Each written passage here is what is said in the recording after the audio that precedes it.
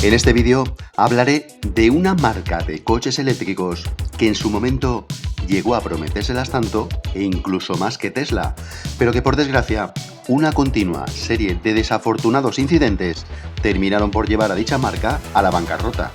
Esta es la historia de Fisker.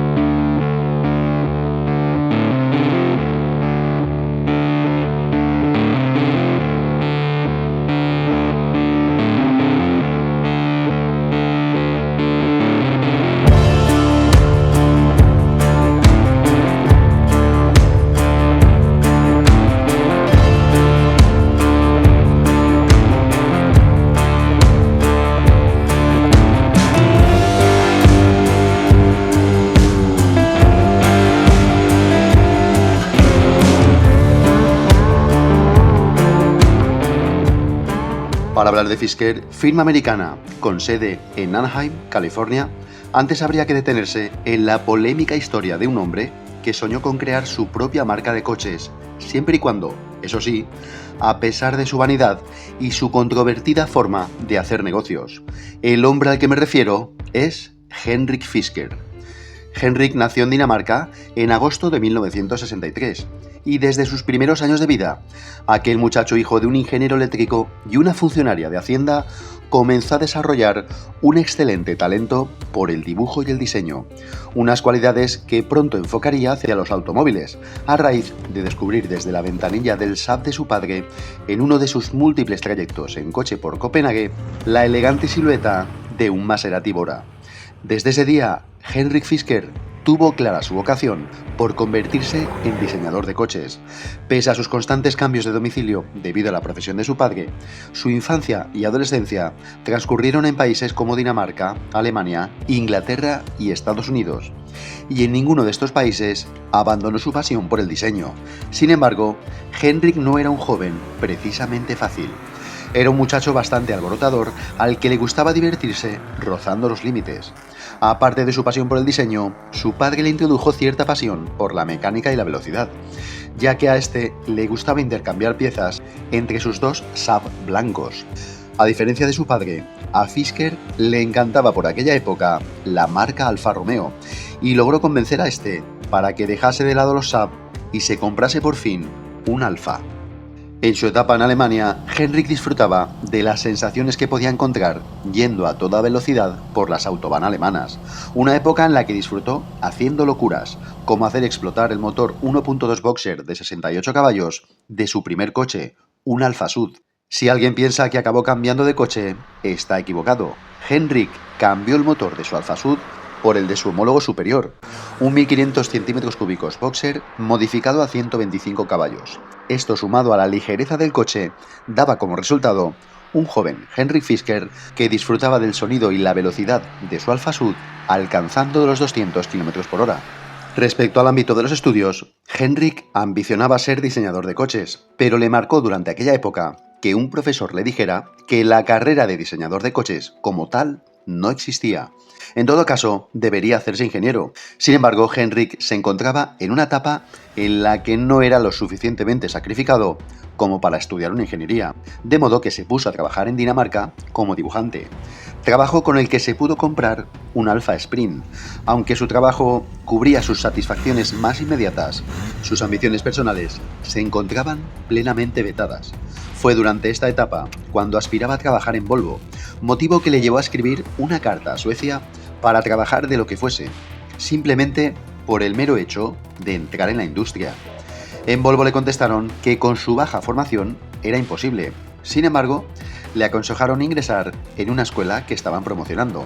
Era una sucursal del Art Center College of Design de California, que había creado una delegación en Suiza. Henrik no se lo pensó. Era 1986 y en aquel momento tenía 22 años. Cargó todas sus cosas, entre las que se encontraban sus dibujos, y una vez cargado todo en el maletero de su nuevo Alfa Romeo GTV 2.5 V6, se fue directo a su nueva escuela. Allí estuvo 3 años y cuando terminó sus estudios en el 89, ambicionaba trabajar en la marca de sus sueños, Alfa Romeo. En su búsqueda por entrar en la firma italiana, consiguió concertar una entrevista con Walter da Silva, que por aquella etapa trabajaba para Alfa Romeo. Cita en los Alpes al más puro estilo italiano, a la cual, nada más llegar, se olvidaron de la misma, motivo por el que le entrevistó otra persona y la entrevista, según Fisker, fue todo un desastre. Sin embargo, las esperanzas no estaban perdidas. A su escuela llegó Klaus Kapitza, diseñador del BMW Serie 8, el cual fue como captador de algunos alumnos del Art Center College para BMW. Tras descubrir los diseños de Fisker, Klaus quedó impresionado y le propuso trabajar para BMW. Fue de esta manera como se oficializó su nuevo trabajo en el departamento Technik GmbH de BMW, estudio de diseño avanzado de BMW en Múnich. Durante esta primera etapa, Henrik Fisker participó en el desarrollo del concept car BMW E1, un pequeño coche de características urbanas, con un sistema de tracción que ya apuntaba no solo al futuro, sino a los designios que años más tarde comprometerían la carrera de Henrik, pues el E1 era prácticamente eléctrico. Aunque en aquel momento reinaban los motores térmicos, ¿quién le iba a decir al joven Fisker que el nuevo desarrollo en el que estaba participando, nada más haberse graduado, presentaría las bases que décadas más tarde culminarían el futuro BMW i3? Sin embargo, cabe reconocer que aquel primer proyecto apenas le ambicionaba a Fisker. El joven danés aspiraba a diseñar coches de mayor repercusión y trabajar en aquel pequeño coche, que además era eléctrico, en una época en la que los eléctricos nunca pasaban de la fase de prototipo, pues no era precisamente el trabajo más emocionante con el que empezar. De hecho, Fisker salió un poco decepcionado del Salón del Automóvil de 1991 en Frankfurt, donde el BMW E1 pasó totalmente desapercibido. Sin embargo, no quiero ser injusto con el modelo de BMW. Aunque las prestaciones de este formato urbanita estaban lejos de las de los vehículos eléctricos actuales, hay que reconocer que las impresiones de este primitivo eléctrico no fueron malas. El modelo acabó causando buena impresión entre los directivos de BMW, y el nombre de Henrik Fisker se hizo valer entre la dirección de la firma bávara. Sin embargo, aunque existen muchos artículos en los que se habla de Fisker como el diseñador del E1, por muy ambicioso que fuera, hay que ajustarse a la realidad. Y esto lo digo porque aunque Henrik Fisker participó en el desarrollo del pequeño coche eléctrico, el diseño global de este coche no se debe a una sola persona. Unos trabajaron en el interior, otros en la maqueta, y lo mismo sucede con el resto de sistemas como el alumbrado, componentes, etc. Además, habría que tener en cuenta que resulta impensable que a una persona recién graduada y sin experiencia laboral en el sector se le atribuya la dirección de dicho proyecto. De hecho, según algunas fuentes, la dirección del proyecto estaba a cargo de Zach Reynolds, quien seguramente sea el verdadero diseñador del proyecto, aunque también se le atribuye el diseño de dicho prototipo a Mark Cleric.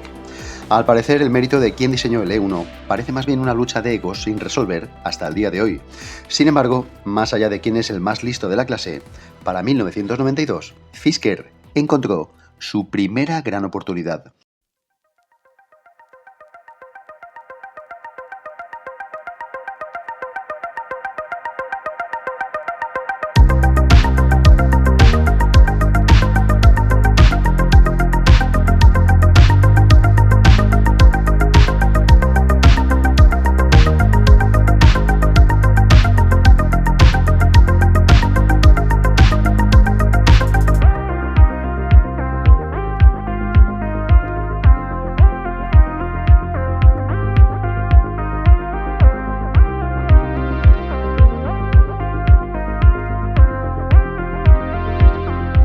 Tras una improvisada reunión de los directivos de BMW en un hotel en el lago de Como, se decide, tras una velada de más coñacs y brandis de la cuenta, en hacer una nueva versión que homenajease al BMW 507, porque sí, sin más y sin ningún tipo de estudio de mercado.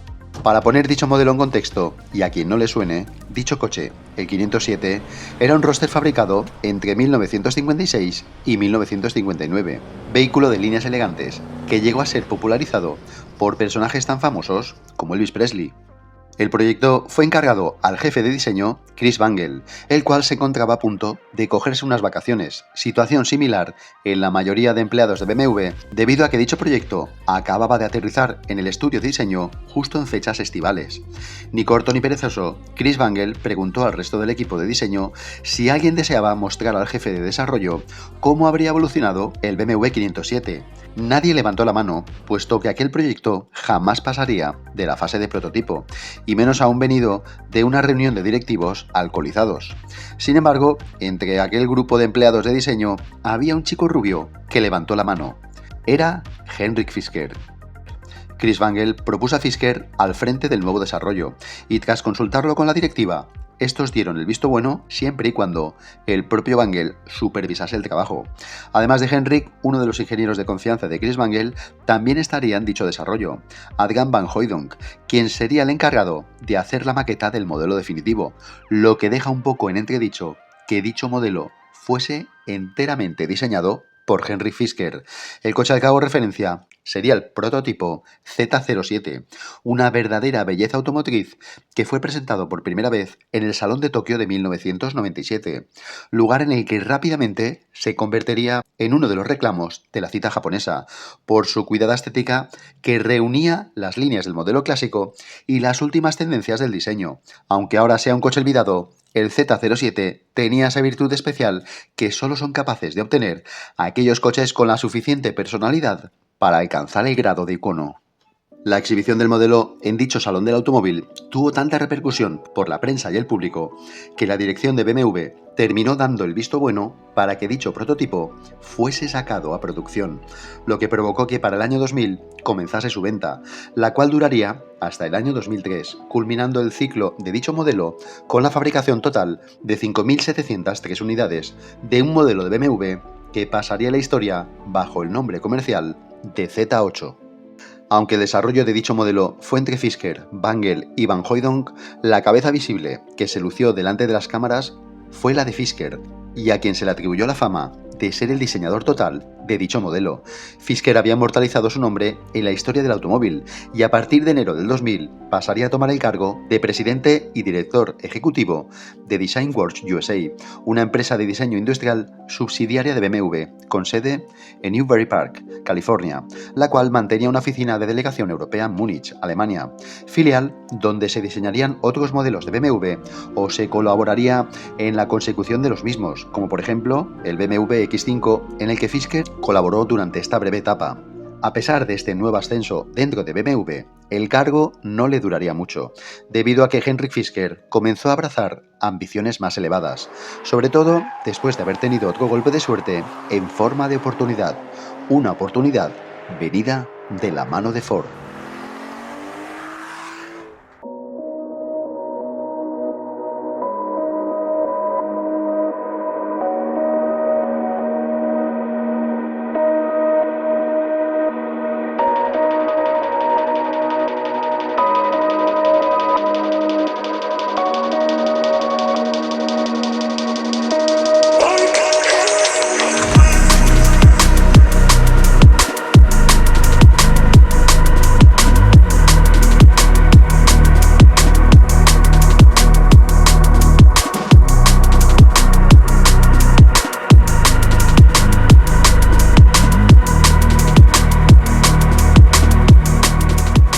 La historia de este nuevo cambio de rumbo vino a raíz de visitar el Gran Premio de Mónaco de 1999, donde su camino se cruzó con Wolfgang Reichel, quien le comenta que en Ford necesitaban un diseñador de su talla, pero no precisamente para Ford, sino para los nuevos diseños de Aston Martin. La idea le convence bastante y para 2001 nuestro hombre se uniría a la Ford Motor Company, donde desempeñaría el cargo de director de diseño de Aston Martin, firma británica que por aquellos años pertenecía a Ford.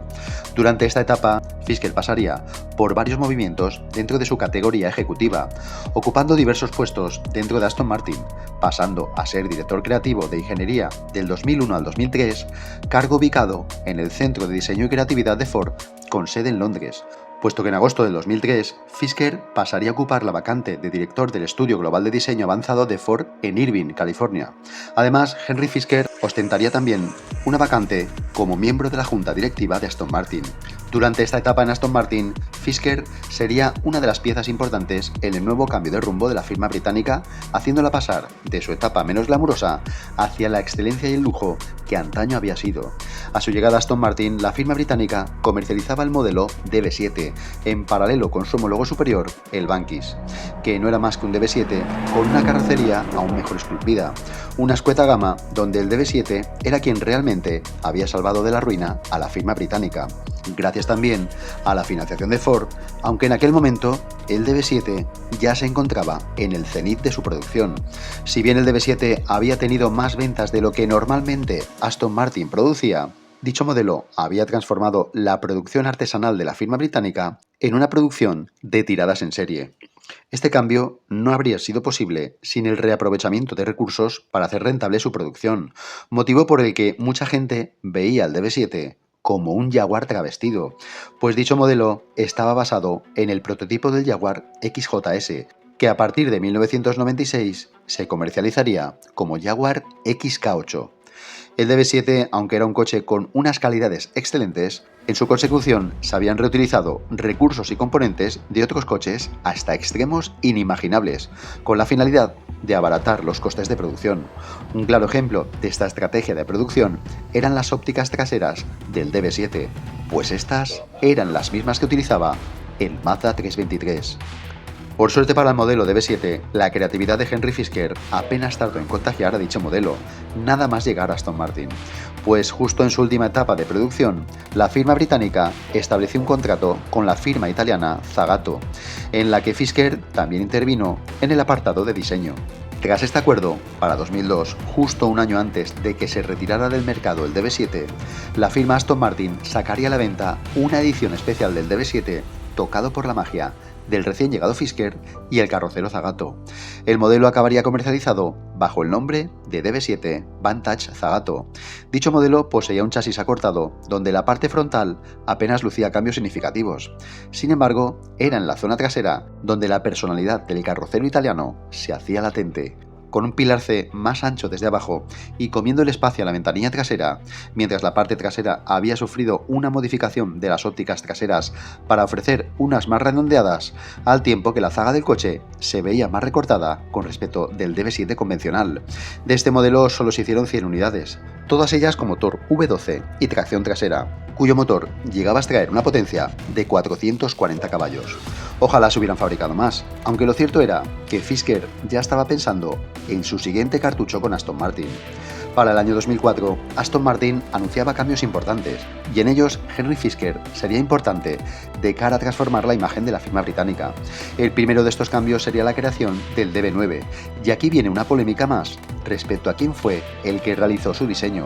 Pese a que en muchos artículos se diga que su creación ha salido única y exclusivamente del lápiz de Fisker, el diseñador auténtico del modelo fue Ian Callum. Es cierto que Fisker también participó en los diseños de algunos retoques y afinados de la carrocería, pero el boceto inicial y la base del modelo salió única y exclusivamente de la mano de Callum. Con la maqueta definitiva del nuevo modelo de Aston Martin, el DB9 pasaría a sustituir al ya obsoleto DB7. Y eso no era todo. Dicho modelo se fabricaría en la nueva planta de Aston Martin recién estrenada en Gaydon.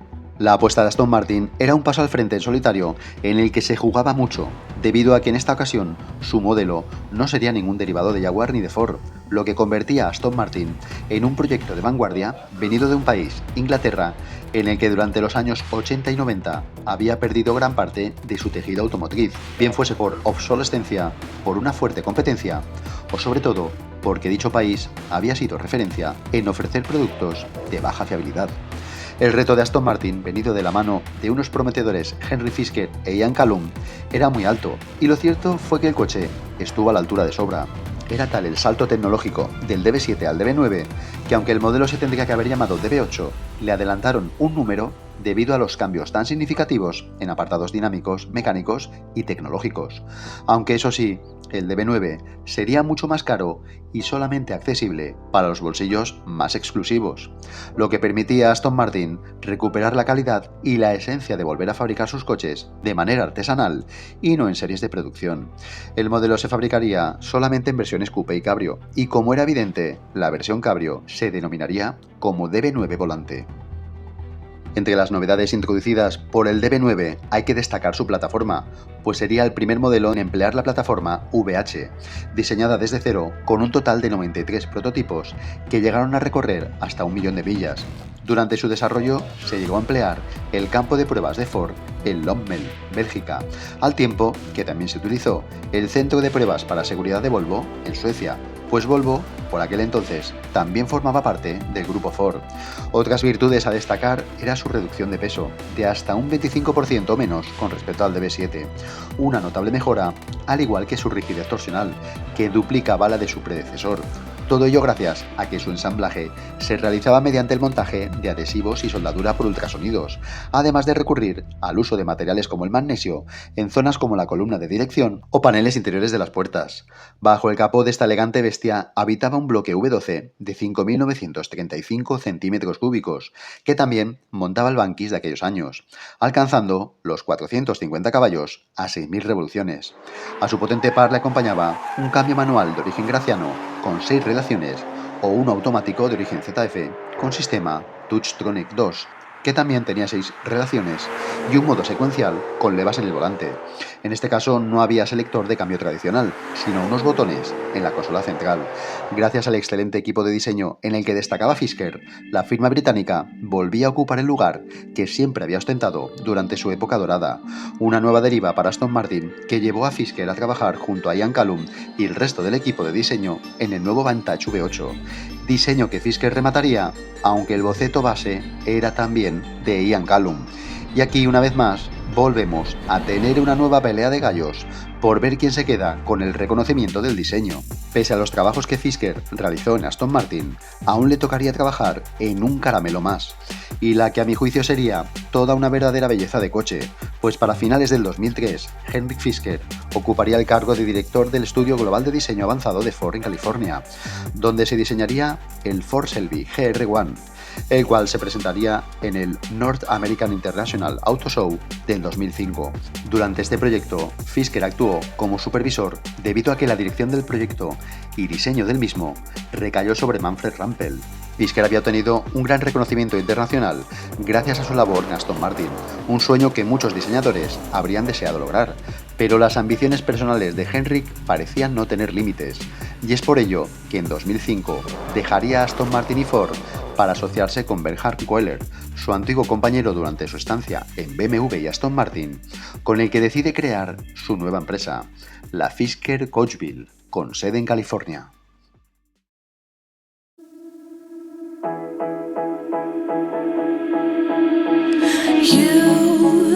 You've been hiding in the shadows way too long. You always thought that you were weak, but babe, you're wrong. Yeah, you better step into the light, just give it a try. Think that it's time you let that spark out. You've been hiding in the shadows way too long. And who cares if you might mess it up? You're stronger than the others think. And who cares if you might mess it up? Go ahead and shine. Saliendo de su cómoda posición como directivo dentro de Aston Martin, Henrik Fisker deseaba llegar más lejos y dejarse llevar por la ambición personal de crear su propia marca de coches, y aunque todavía no poseía las capacidades económicas suficientes para llegar a tan alta aspiración, decidió crear su propia marca de personalización de carrocerías de modelos de alta gama. Es de esta manera como crea su nueva empresa de diseño automotriz, la Fisker Coachville, empresa de pedidos especiales para la modificación de automóviles. Sin embargo, más allá de hacer pedidos personales y únicos, Fisker optó por fabricar 2 modelos de series limitadas basados en el Mercedes SL y el BMW Serie 6. La idea de Fisker era crear 2 tiradas limitadas de 150 unidades cada una, en la que el Mercedes SL SL pasaría por una profunda modificación de su carrocería que transformaría el modelo alemán en el Fisker Tramondo. Mientras que la otra tirada de 150 unidades también se ejecutaría sobre el BMW Serie 6, que terminaría reconvertido en el Fisker Látigo. Si he de ser sincero, y a mi juicio, los dos modelos sufrían un cambio importante en el que quedaban latentes, sobre todo en el frontal del Tramonto, ciertas reminiscencias provenientes de Aston Martin, y siendo justo con los modelos, a mi parecer, ganaban en cuanto a aspecto visual, especialmente el BMW. Sin embargo, la Fisker Coachbuild no tuvo la aceptación suficiente entre el público adinerado. Del modelo Tramonto solo se hicieron 15 unidades, muy lejos de las 150 que Hendrick se había marcado como objetivo, mientras que del modelo Látigo solo se hicieron 2 unidades. El prototipo, con número de serie 000, que incorporaba un motor V10, y el 001, que en un principio iba a ser el 003, pero que tras la cancelación de 2 pedidos previos, terminó siendo el único Fisker Látigo que se comercializó con éxito, el cual, a diferencia del prototipo de motor V10, este incorporaba un propulsor V8. Esta era la primera andadura empresarial de Hendrick Fisker, y aunque su prestigio internacional como diseñador seguía inalterable, como empresario se acababa de enfrentar a su primer fracaso.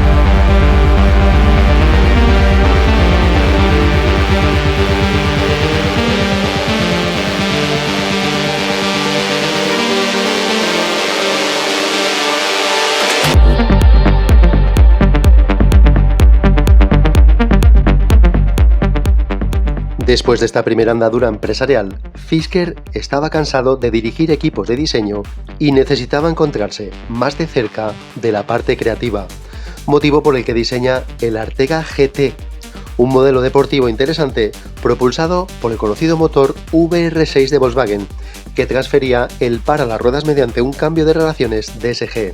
El resultado era un modelo biplaza que rondaba los 300 caballos para sus escasos 1100 kilos. Austero por dentro y refinado por fuera, dicho modelo partía de un precio quizás demasiado elevado, de unos 75.000 euros, motivo, muy seguramente, por el que de las 500 unidades que se esperaban fabricar, solo se materializaron 130, motivo que terminaría haciendo quebrar a dicha marca. Después de esta breve incursión en el Artega, comienza uno de los trabajos más polémicos de Fisker. Corría el año 2007 y en aquel momento, Fisker se encontró con una nueva oportunidad. Esta vendría de la mano de Tesla. En el 2007, Tesla era únicamente un proyecto automotriz alternativo basado en un sistema de tracción eléctrica impulsado gracias al almacenamiento energético mediante baterías.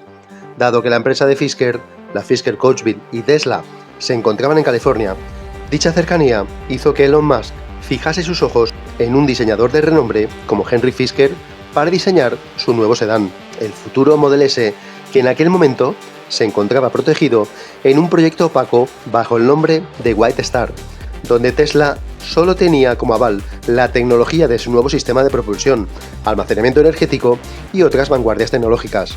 Tesla no tenía un departamento de diseño, así que contrató a Fisker por $875.000 para que éste elaborase los diseños del futuro White Star. Durante esta etapa, Tesla solo había fabricado un prototipo, basado en el Lotus Elise, es decir, Tesla no tenía fábrica, ni volumen logístico, ni económico para fabricar un sedán de tiradas en serie, motivo por el que dicha empresa se encontraba en una etapa de recaudación y búsqueda de inversores que deseasen colaborar en la financiación de su proyecto. Hendrick, al descubrir lo interesante que resultan las inversiones de capital en alternativas de movilidad eléctrica, pensó que si Elon Musk podía hacer eso, él también. Y aquí es donde quizás sea el momento más turbio de la etapa profesional de Fisker, debido a que durante el desarrollo del White Star, Hendrick tuvo acceso a los desarrollos tecnológicos de Tesla, un acceso que le permitió llevar en paralelo y de forma simétrica a Tesla su proyecto secreto, un nuevo sedán eléctrico que destrozaba al White Star, al menos en cuanto al diseño se refiere. Es por este motivo que durante su búsqueda por convertirse en fabricante, contacta con Quantum Technologies, empresa tecnológica que había desarrollado para el ejército un sistema de movilidad eléctrica de rango extendido que utilizaba un motor eléctrico con baterías que a su vez utilizaban un motor térmico que actuaba como generador eléctrico para aumentar la autonomía, sistema de transmisión que dicha empresa comercializaba como Q-Drive. Tras la fusión de Quantum Technologies y Fisker-Coachville, consiguen fondos a través de inversiones que les aportan hasta más de $5 millones, mediante los que se crea la nueva Fisker Automotive, empresa con Fisker a la cabeza, que daría la sorpresa en esta trama de espionaje industrial en enero del 2008, durante el Salón Internacional del Automóvil en Norteamérica, en la ciudad de Detroit, certamen en el que Fisker salió de la nada con su nueva creación, el Fisker Karma, una gran revelación que acababa de adelantar por la derecha Tesla debido a que el proyecto del White Star todavía no había finalizado, aunque sí cobrado, dándole tiempo a Fisker para presentar su nueva alternativa a Tesla, que a su vez le permitía recaudar fondos venidos de nuevos inversores. Tuvo tal repercusión su aparición en Detroit que en dicho certamen llegó a recaudar $90 millones, logrando que grandes inversores virasen de Tesla hacia Fisker, debido a que en aquel momento Fisker parecía una apuesta más segura, debido a su reconocimiento como diseñador y su experiencia en el sector. Además, el modelo que acababa de diseñar Fisker poseía un gran atractivo visual, motivo por el que después del Salón de Detroit, a la nueva Fisker Automotive le lloviese el dinero venido de la mano de nuevos inversores, algunos tan importantes como Kleiner Perkins Caufield & Byers, capital de riesgo de Silicon Valley. Esta lluvia de inversores se incrementó aún más a raíz de que Fisker anunciase que dicho modelo saldría a producción en 2009, y todo ello a pesar de no tener una sola fábrica, ni proveedores, ni siquiera una mínima línea de producción. Esta jugada le llevó a recaudar hasta un total de $1.000 millones. Sin embargo, hubo cierta sed de venganza venida de una empresa que todavía estaba por explotar. Elon Musk quedó petrificado en aquel salón del automóvil de Detroit cuando descubrió que Fisker, sin ni siquiera haber terminado los diseños del White Star, presentase no solamente un coche mucho más bello que el que estaba diseñando para él, sino que además utilizaba parte de su tecnología. Tesla terminó contratando los servicios jurídicos de Gross-Belsky & Alonso para interponer una demanda judicial contra Fisker, alegando fraude, incumplimiento del contrato, violación de la Ley Uniforme de Secretos Comerciales y competencia desleal, así como usurpación de la propiedad intelectual de Tesla. En la demanda, el gabinete jurídico de Tesla sostenía que Fisker no sabía nada sobre tecnología híbrida cuando Tesla le contrató, y que posteriormente, cuando Henrik Fisker tuvo acceso a los planos de ingeniería, diseño, especificaciones de componentes y análisis de varios sistemas de baterías y recarga, pudo reutilizarlos en el modelo Karma, saltándose las condiciones de confidencialidad de su contrato con Tesla. Pese a la solidez con la que Tesla argumentó su causa, Fisker acabó ganando el juicio por falta de pruebas, logrando que al final de todo el litigio, Tesla tuviera que indemnizar a Henry Fisker por un total de $1.144.285. Sin embargo, ironías del destino, sería el propio Karma de Fisker y no Elon Musk quien se cobraría la justicia.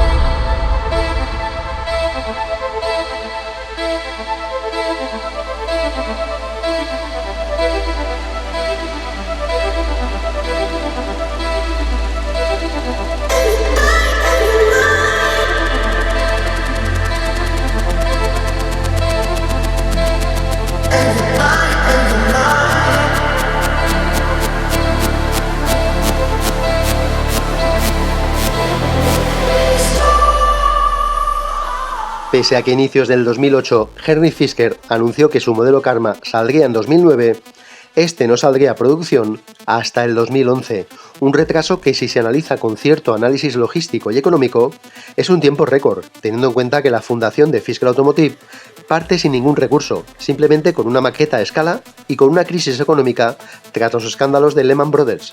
Henrik daba por fin sus primeros pasos como fabricante de coches, pero su senda en dicho sector comenzaba en plena crisis económica global, y vender un coche de lujo con un sistema de tracción eléctrica de rango extendido en una época en la que dicho producto era totalmente nuevo, despertaba cierto recelo.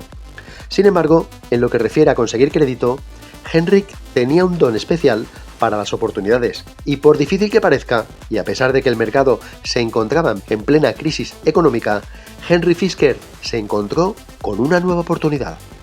Y es que mientras el mercado financiero había quedado tocado por la crisis del Lehman Brothers y a su vez este había afectado también al mercado automotriz, el gobierno de los Estados Unidos decidió conceder créditos de hasta 600 millones de dólares a aquellas marcas de coches que fabricaban vehículos eléctricos o con sistemas híbridos.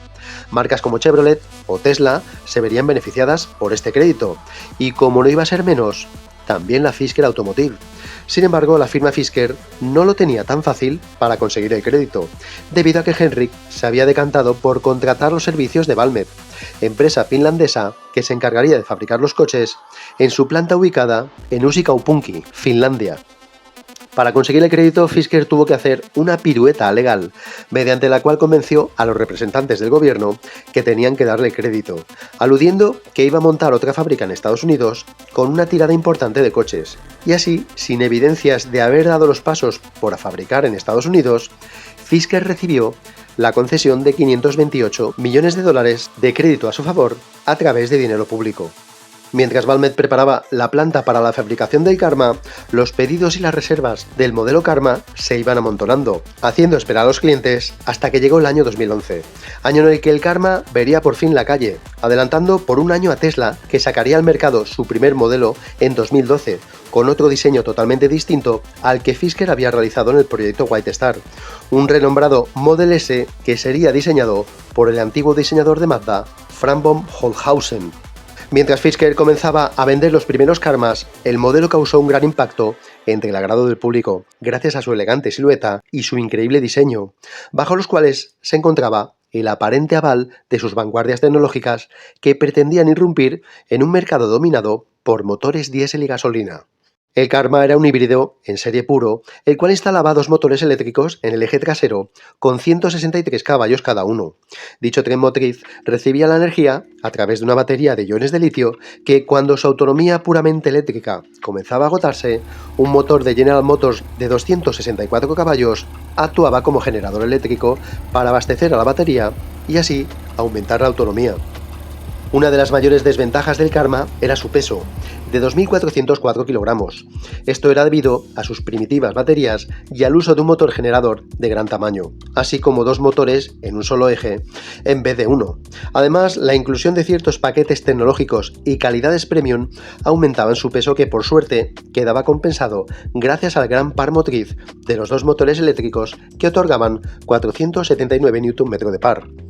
Aunque los datos del fabricante afirmaban un 0 a 100 en 5,9 segundos, en realidad este se lograba en 6,3, que no está mal, pero si analizamos el aspecto de berlina deportiva, y que además tenía un precio elevado, y que justamente un año después se quedaría hasta un segundo más lento por encima del Tesla Model S, competidor directo del Karma, podríamos decir que esta situación desmerecía un poco al Karma. Otra característica llamativa y que le daba personalidad al coche era su placa solar integrada bajo el techo solar, fabricada por Quantum Technologies, cuya finalidad era la de recargar la batería de 12 voltios de ácido y plomo que alimentaba los accesorios. Además, el coche fue bastante atractivo para algunos famosos del panorama nacional estadounidense, pues estrellas como Justin Bieber, el guitarrista Carlos Santana o el actor Leonardo DiCaprio, declarado abiertamente como activista climático, optaron todos ellos por confiar sus viajes en carretera a los mandos de un Fisker Karma.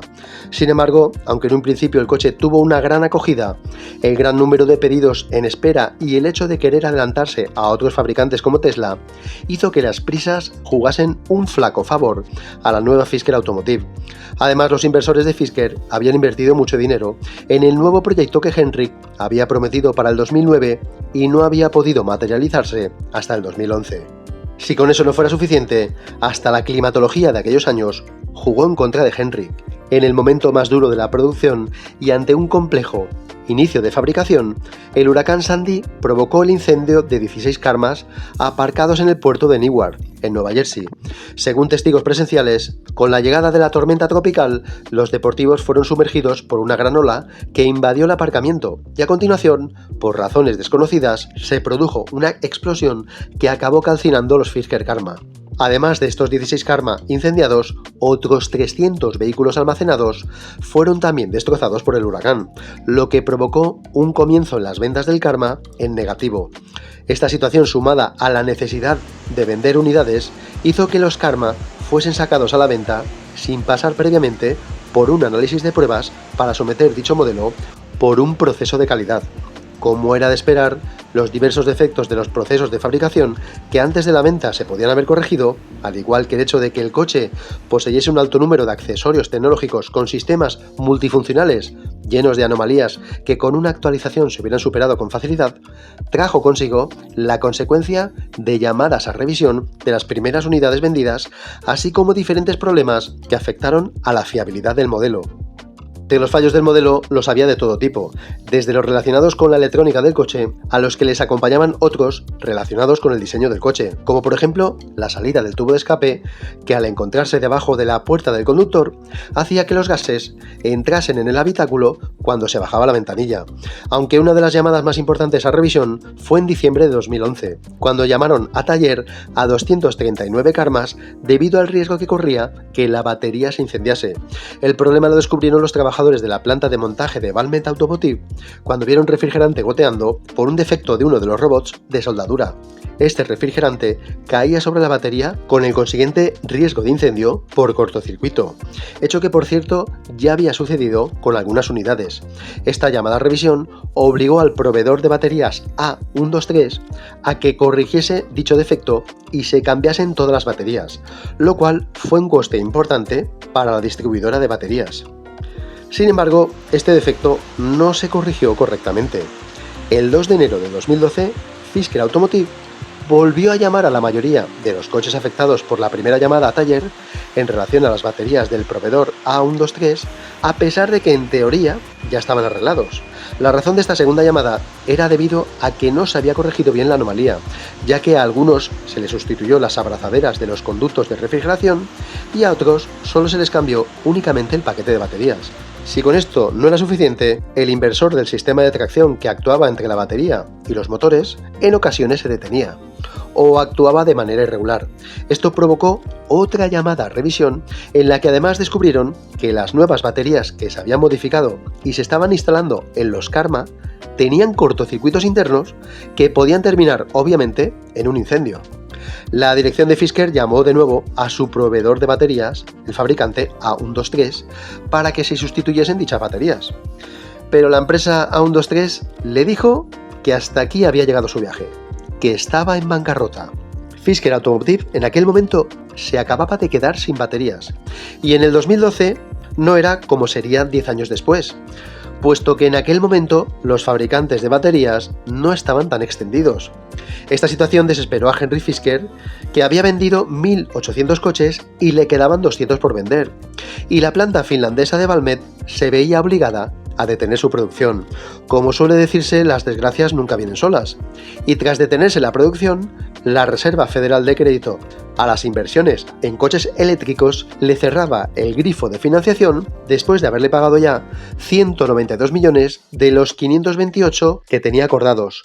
En los siguientes meses, Henrik intentó por todos los medios posibles encontrar un proveedor de baterías que le permitiese retomar la producción, pero el caso es que acabó el 2012 sin proveedor de baterías, con la producción paralizada y los trabajadores de Valmet despedidos, y como era de esperar, sin nuevos inversores que deseasen depositar su confianza en Fisker Automotive. Para el 2013, el Consejo de Administración se reúne con la noticia de que un grupo inversor chino deseaba comprar la compañía imponiendo sus condiciones, entre las cuales Henry Fisker no tendría ningún peso en la compañía. Al final, en marzo del 2013, Henrik dimite, dejando Fisker Automotive a la deriva bajo la propiedad de un grupo inversor chino, mientras que para el año siguiente, en 2014, Valmet Automotive desmantelaba la planta de producción finlandesa, quedando latente que Henry Fisker acababa de volver a fracasar en su segunda andadura comercial. interrupt me and I interrupt you. A shame. When did we start losing and stop giving? I remember I gave it time, all of my time. Now my mind's lost in its thoughts. I want you want only you. But my heart's all tied up in knots. Wanna release it, wanna release it. Wanna release it, wanna release it. Aunque Henrik Fisker había fracasado en su segundo proyecto empresarial, que nadie piense que se había quedado arruinado. Tan solo en inversores públicos y privados, la Fisker Automotive había llegado a reunir hasta más de 1.300 millones de dólares. Y aunque la gran mayoría de ese flujo de dinero había sido invertida, Henrik salió con la suficiente fortaleza económica como para emprender nuevos proyectos. Es de esta manera como crearía su tercera empresa, ahora llamada HF, iniciales suyas debido a que el nombre de Fisker no podía utilizarlo, debido a que lo poseía el grupo chino que había comprado su anterior empresa. Su nueva empresa se basaría en proyectos menos ambiciosos, aunque más exclusivos. Algo parecido, aunque no igual, de lo que era su primera empresa, la Fisker Coachville. Con su nueva HF se asociaría con Galpin Autosport, más conocida como GAS, cometido el de dicha empresa de ser la delegación deportiva del mayor propietario de concesionarios de Ford en Estados Unidos. GAS recurría a Fisker para rediseñar un Mustang V8 al que su carrocería se veía modificada para poseer un aspecto más agresivo, al que le acompañaría un aumento de potencia hasta alcanzar los 725 caballos. Esta bestia sería presentada en el Salón del Automóvil de Los Ángeles en noviembre del 2014, de la que se pretendían fabricar 100 unidades bajo el nombre de Ford Mustang Gas Rocket.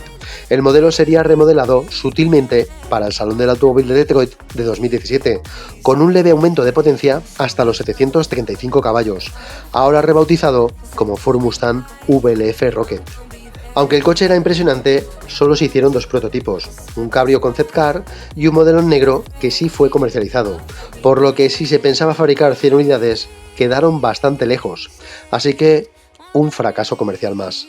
Entretanto, mientras sucedía el proyecto del Rocket, el grupo inversor chino que había comprado Fisker Automotive, conocido como Guangxiang, no quería usar el nombre de Fisker debido a la mala fama con la que había sido percibido el modelo, y como Fisker quería recuperar el uso empresarial de su apellido, cuando la empresa se terminó de liquidar, Henry Fisker consiguió recuperar la marca que llevaba su apellido como registro mercantil.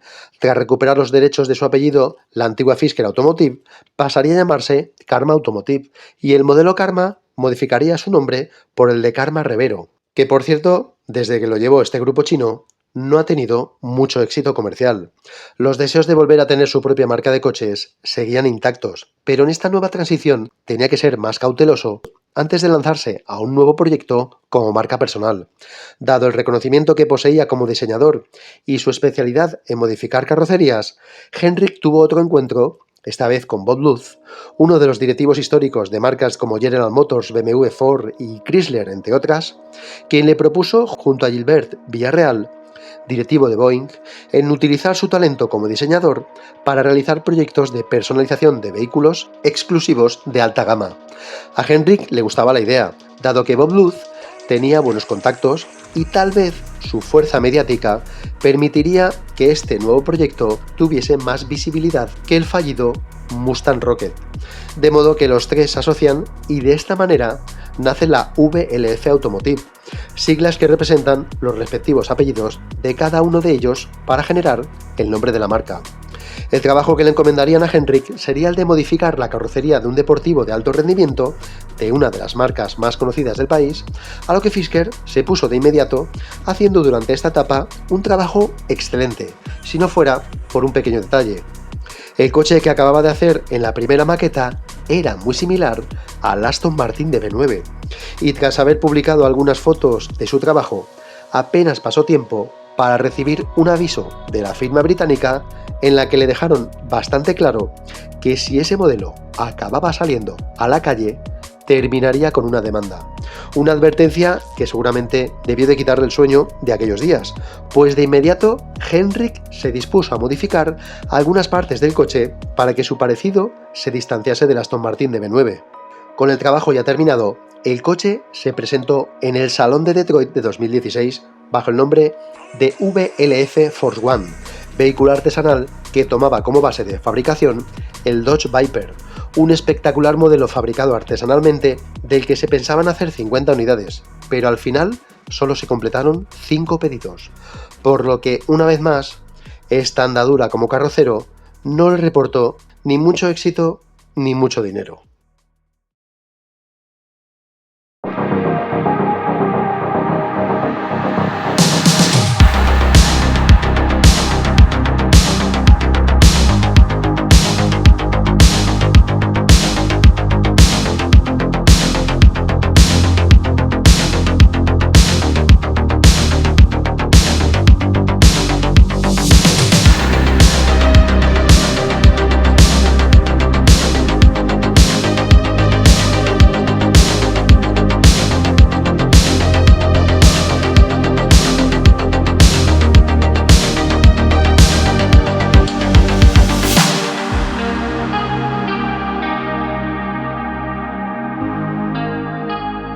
Finalizado este tránsito como diseñador de carrocerías modificadas de coches de alta gama, Henrik vuelve a tener esa idea, una vez más, de convertirse en fabricante de coches. Había recuperado el registro de su marca, de modo que en un acto de valentía crea Fisker Incorporated. Las noticias de semejante campanada llaman la atención del sector, pero lo cierto es que durante el 2016 y 2017 no hubo más noticias de Fisker. Todo era silencio hasta que el 9 de enero de 2018 Fisker reaparecía en la inauguración del CES 2018, Feria de Electrónica de Consumo en Las Vegas. Allí, Henrik reaparecía por todo lo alto gracias a un nuevo prototipo con un diseño espectacular.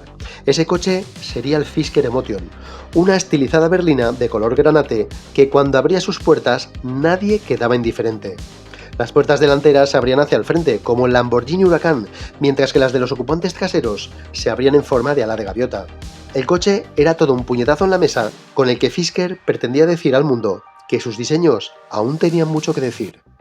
El Fisker Emotion se apuntalaba entre los mejores coches eléctricos según sus especificaciones, 780 caballos y un 0 a 100 por debajo de los 3 segundos, y además con una autonomía de 640 kilómetros, una autonomía que Fisker aseguraba que lograría extender cuando tuviese preparadas sus baterías de estado sólido.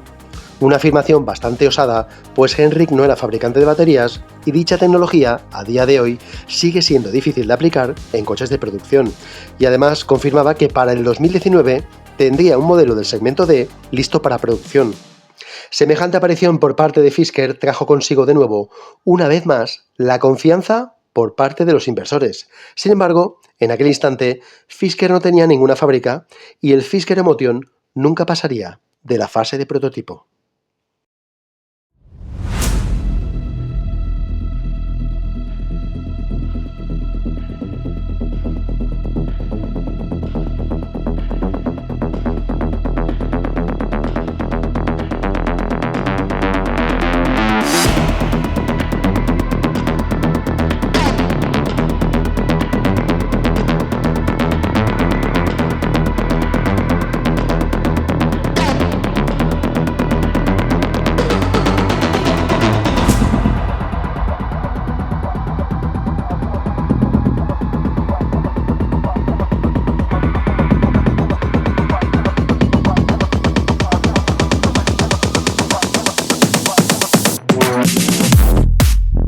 Para el 2019, Henrik Fisker no tenía ninguna fábrica de coches ni ninguna plataforma, solo tenía su prototipo, el Fisker Emotion. La clave en esta ocasión para llevar a cabo su plan de sacar su nuevo Fisker al mercado era externalizando todas las áreas de producción posibles, es decir, menos el diseño, todo lo demás, y esto incluiría también la tecnología motriz, baterías, gestión de carga y resto de extras, todo sería fabricado por terceros, algo impensable en 1990 o en el año 2000, pero que ahora suele ser muy común en muchas marcas, lo cual, dicho sea de paso, despersonaliza la marca. Pero, ¿qué cosa hay con menos personalidad que un coche eléctrico? Pues quizás una lavadora. Entonces, con semejante principio, si Fisker iba a comercializar un coche eléctrico, lo único que importaba era el diseño, y el resto subcontratarlo para minimizar los riesgos de la compañía. Otra clave de esta maniobra era sacar la firma a bolsa, pero antes tendría que promover un modelo más asequible y apto para un público menos exclusivo. Aunque muchos esperaban que el Emotion sería el modelo de referencia para salir a producción, pues a fin de cuentas era el vehículo que Fisker había expuesto en stands de ferias para la promoción de la marca. Sin embargo, la situación tan homogénea y despersonalizada del mercado actual hizo que Fisker quisiera pisar sobre seguro, y el modelo de masas que tendría que sacar al mercado no podía ser un sedán, tendría que ser un SUV. Ante este condicionante del mercado actual, Henrik se puso a trabajar de inmediato para en enero del 2020 presentar el Fisker Ocean, un SUV de aspecto premium elaborado con mayor racionalidad que los modelos anteriores. Sus líneas resultaban más contenidas, aunque su aspecto resultaba elegante y futurista, pero sin llegar a ser transgresor. Además, Henrik prometía que su modelo tendría mayor autonomía que el resto de eléctricos gracias a sus baterías de estado sólido, algo que jamás sucedería. También al principio afirmaba que utilizaría la plataforma MEB de Volkswagen para fabricar coches eléctricos, un hecho que según Volkswagen era completamente falso. Aún así, sin tener fábrica ni intermediarios, lo primero que hizo Henrik con su nueva Fisker Inc. fue hacer una ronda de financiación para poder sacar su empresa a bolsa. Y aunque su fracaso anterior todavía seguía latente, muchos inversores volvieron a confiar en Henrik, motivo por el que esta ronda de inversión le permitió recaudar $50 millones. En su nueva estrategia empresarial habría muchos movimientos y, por sorprendente que resulte, Fisker ganaría mucho dinero incluso si su proyecto fracasaba. En esta ocasión, Fisker figuraría como CEO de la empresa y su mujer, Geta Gupta, sería su cofundadora que ocuparía el cargo de directora de finanzas. Esto se percibía desde fuera como una empresa en la que los Fisker se iban a implicar, motivo que reforzaba la seguridad empresarial de semejante proyecto. En su debut en bolsa, la compañía Fisker Inc. superó los $1.000 millones en su primer día en octubre de 2020. Y al final de la semana, la empresa cerró el viernes con un valor bursátil de $2.200 millones. Pero lo mejor de todo esto es que en febrero de 2021 la empresa llegaría a alcanzar un valor en bolsa de $8.000 millones. Ahora los Fisker eran multimillonarios, pues a pesar de los bandazos que pudiera pegar la bolsa en el futuro, Henrik vendió un paquete importante de su porcentaje de acciones, que le aseguraron unos beneficios de $406 millones, suficientes para sobradamente comprarse una nueva mansión de $21.800.000 en el que dicho matrimonio podría establecerse en Hollywood Hills. Mientras tanto, la compañía ficharía a Burkhard Hunger, expresidente de movilidad eléctrica de Volkswagen América, cuyo papel en Fisker sería como director de tecnología, y por otra parte, Fisker ficharía también a Simon Sproul, vicepresidente de comunicaciones de TopTal, que pasaría a ocupar el puesto de asesor de comunicaciones. Todos estos movimientos y beneficios se habían obtenido sin haber vendido un solo coche. Y ante las expectativas que había creado la nueva Fisker, Henrik comienza a comunicar a los medios y a cualquier periodista que se cruzaba en su camino que para 2021 tendría un vehículo eléctrico por valor de $40.000, un dato que lanzaba un dardo directo a Tesla como competidor, motivo por el que dicho canto de sirena tenía que hacerse efectivo. Ahora era el turno de llevar a producción el Fisker Ocean, y para no cometer los errores del pasado, en esta ocasión contactaron con la empresa austríaca Magna Steyr, fábrica donde se producían modelos de firmas tan importantes como Mercedes, Audi y BMW, así como también otras marcas de categoría premium. Y allí Fisker les propone fabricar el coche. Sin embargo, Magna quiere más implicación por parte de Fisker, pues dicha empresa no solo iba a fabricar el coche, sino también tendría que desarrollar toda la tecnología del mismo, y después de lo que le pasó a la finlandesa Valmet, la compañía austríaca exigía más garantías a los Fisker, y ante estas exigencias, Henrik utilizó como aval su mejor baza económica, donando a Magna el 6% de sus acciones, que en aquel momento estaban por las nubes. Tras la aceptación de Magna, Henrik a través de la web de Fisker, inicia una lista de reservas, que curiosamente comenzó a crecer, pues para el 2021 el coche todavía no estaba listo, y para el 2022, aunque habían algunos modelos en ferias, tampoco estuvo listo para la venta. Mientras todo esto sucedía, los primeros Fisker Ocean, que tuvieron que pasar las pruebas de homologación, se encontraron con multitud de problemas, tanto de electrónica como de los diversos sistemas de asistencia a la conducción. Estos contratiempos y el retraso de la venta hizo que las acciones comenzasen a caer de precio, haciéndose notar la desconfianza de los inversores. Además, a todo esto había que sumarle que la lista de espera por un Fisker Ocean casi ascendía a 70.000 usuarios, lo que aumentaba más y más el recelo sobre la Fisker Inc. Mientras que por otro lado, a la hora de configurar un coche desde la web de Fisker, el precio de partida se quedaba en $70.000, muy alejado de los $40.000 que Fisker anunció tiempo atrás. Al final, para mayo de 2023, el coche comenzó a llegar a sus primeros usuarios, resultando un coche caro que además prácticamente había sido ausente de cualquier mínimo proceso de calidad. Y ante un coche con tanta electrónica y sin un control de actualizaciones, el coche comenzó a dar auténticos problemas. Desde coches que se paraban en marcha, o Oceans que no arrancaban, o que encerraban en su interior a sus usuarios, pitidos de advertencia molestos durante la marcha, o coches que aceleraban sin pisar el acelerador, y así hasta un largo etcétera. Si a esto se le suma la notoriedad que actualmente tienen las redes sociales, las noticias sobre la baja fiabilidad de los Fisker Ocean comenzó a correr como la pólvora, sobre todo después del arrepentimiento del youtuber Marques Brownlee, que lamentaba ante sus más de 18 millones de suscriptores la compra de semejante coche. Esta situación, sumada a la desconfianza de los inversores y su caída en bolsa, hizo que poco a poco la cancelación de reservas comenzase a hacer mella en las cuentas que Geta Gumta debería haber planificado mejor, y que además, si la mujer de Fisker hubiera estado a la cabeza de cualquier otra empresa, habría sido despedida de inmediato. Los diferentes infortunios de la fabricación del Ocean dejaban como resultado 5.000 coches vendidos con muchos problemas y otros 10.000 fabricados que seguramente nadie quería.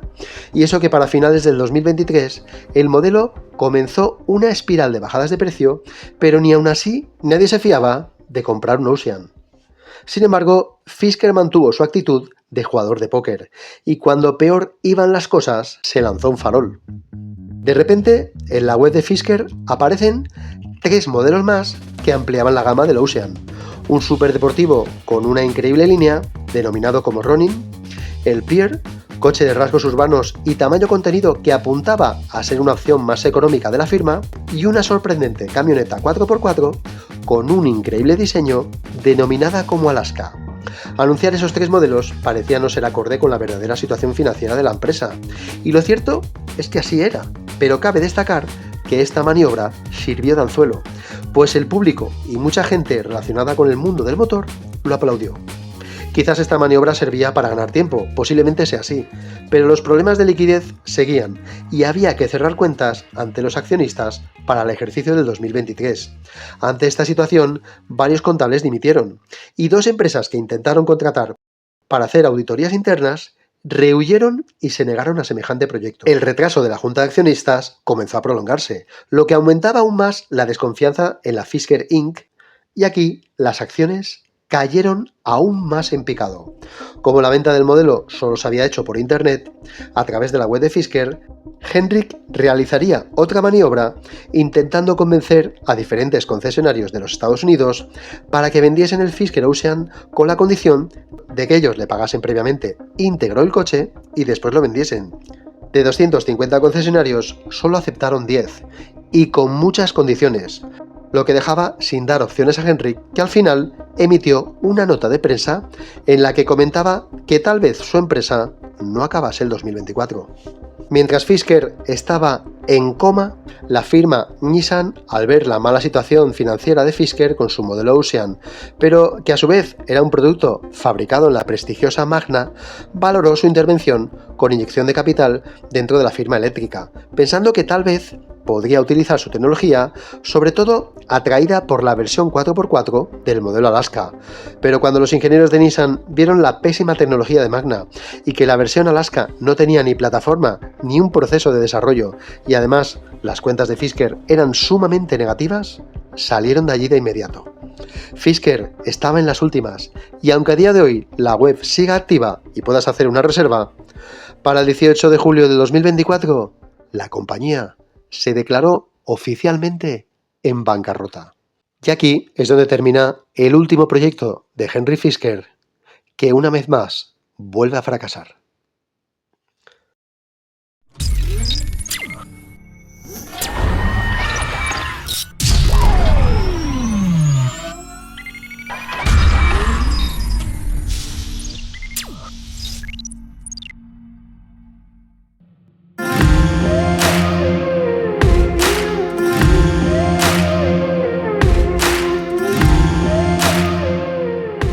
Sé que este coche no es el más bonito y que existen más modelos olvidados que han pasado por el lápiz de Fisker, pero el E1, aunque se encuentre lejos de ser un coche de aspecto deportivo, tiene mucho que ver como el preludio de la carrera profesional de Fisker.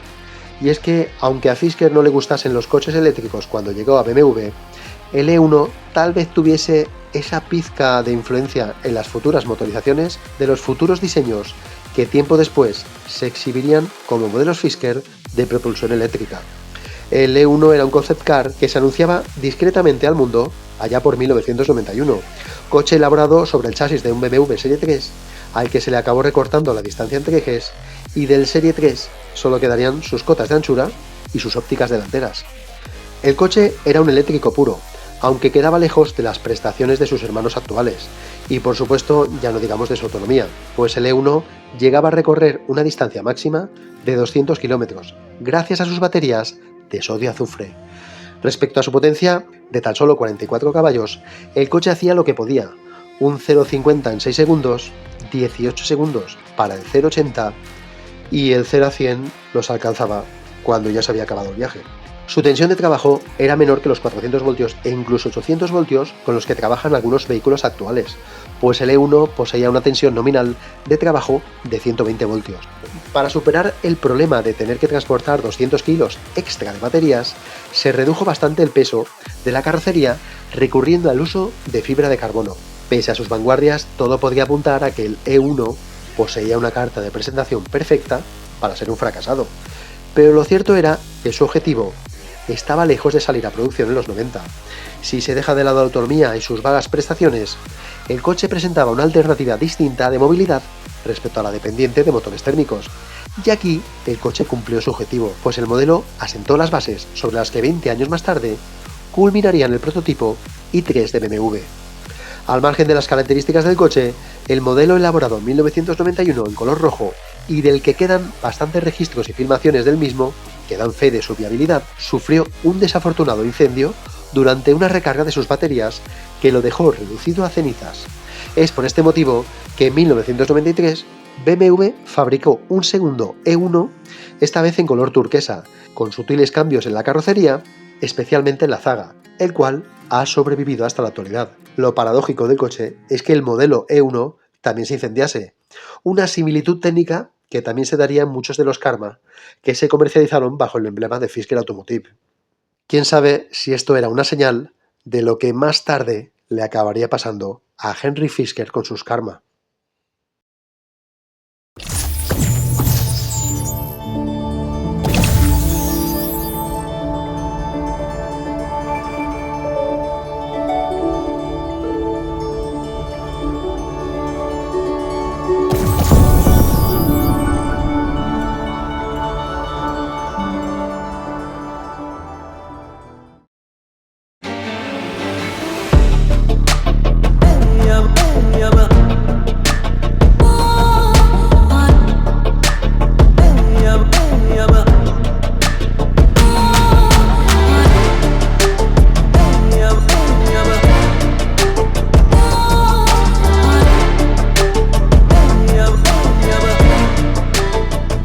Quizás era bastante predecible que este modelo fuese el elegido para este apartado del vídeo, pero creo que de todos los modelos que han salido de los bocetos de Fisker, el Z8 sea el modelo que más prestigio ha tenido.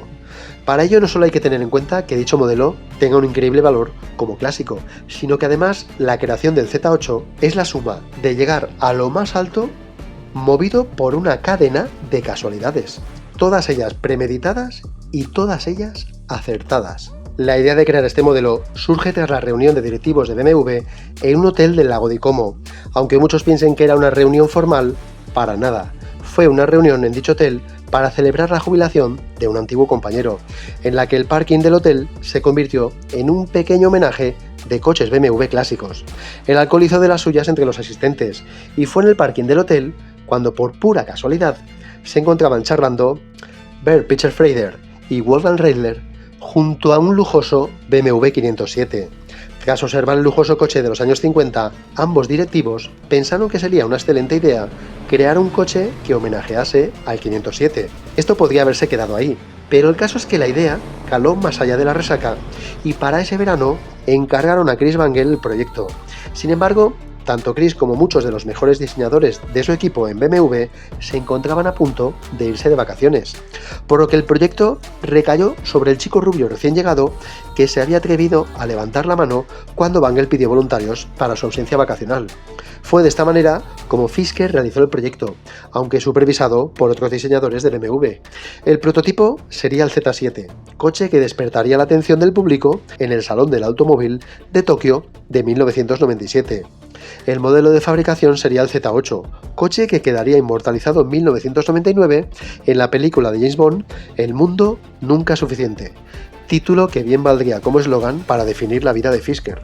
El Z8 pesaba 1.585 kilos, lo que le convertía en 180 kilos más ligero que el M5, que compartía el mismo motor V8 de 4.941 centímetros cúbicos y 394 caballos.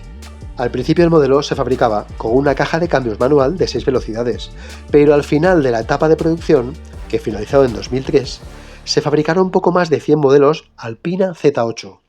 Estos tendrían la transmisión automática Steptronic de 5 velocidades de BMW, que a su vez le confería al coche una conducción más suave y un motor reajustado para ofrecer menos potencia pero más par. A pesar de su volumen, el Z8 original estaba destinado a ser un deportivo absoluto, aunque el modelo Alpina era más adecuado para recorrer los bulevares. El caso es que el modelo era exactamente hermoso y sui generis, motivo por el que el nombre de Henry Fisker sí o sí se publicitó indirectamente en la prensa de aquellos años. Con lo cual, el Z8 y Henry Fisker acabaron ligados mutuamente. Uno por su hermosa carrocería y el otro, pese a ser un pésimo fabricante de coches, al menos sí que ha sido un excelente diseñador.